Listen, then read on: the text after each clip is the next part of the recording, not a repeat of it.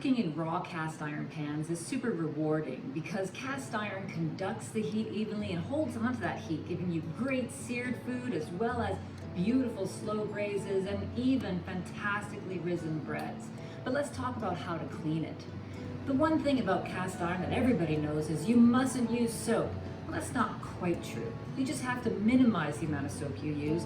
You never want to leave it in a sink full of water, and you never want to put it in the dishwasher. But it's really pretty easy to look after, and I want to show you how. Here's a pan that I cooked in previously. The important thing is to let the pan cool before you try to clean it because it's very hot and adding water right away will cause a lot of steam. So I'm going to take this over to the sink now that it's cool and clean it. Now all we're going to use is some hot water and just a touch of soap.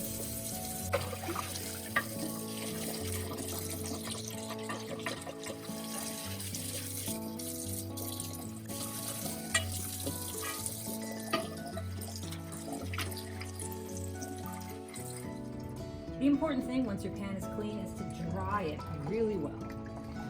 It needs to be so dry, in fact, that it's a really good idea just to pop it back on the burner at this point. Just turn the burner on and make sure that all the water droplets have dried and evaporated fully. You can use the stovetop to do this, or if your oven's still warm, you might just pop it into the oven and dry it completely there. That's all there is to cleaning cast iron. Just remember, don't use a lot of soap, don't leave it in a sink of soapy water, and never put it in the dishwasher. Just clean with a drop or two of detergent, a green scrubby, maybe a chainmail mesh scrubber if you like, and then make sure it's dry really well. After many uses and many washes of the pan, sometimes it might lose its pre-seasoning, and that's not a problem because you can put that back on really easily. Here's how.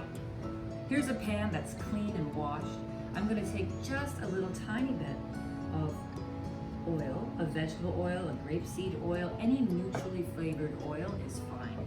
And then I'm going to take a clean towel and I'm going to rub this oil all over the pan, not just on the inside, but along the rim, on the handle, and even on the other side of the pan as well.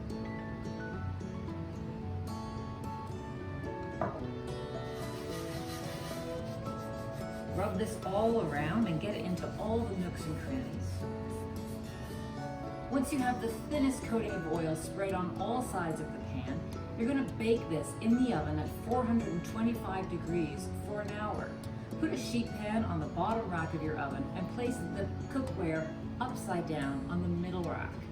Once the pan's been in the oven at 425 for 1 hour, turn the oven off and let the pan cool completely in the oven. You might even choose to store it there. But what you'll end up with is a pan that's back to its great seasoning, easy to clean, and really, really fantastic to cook with.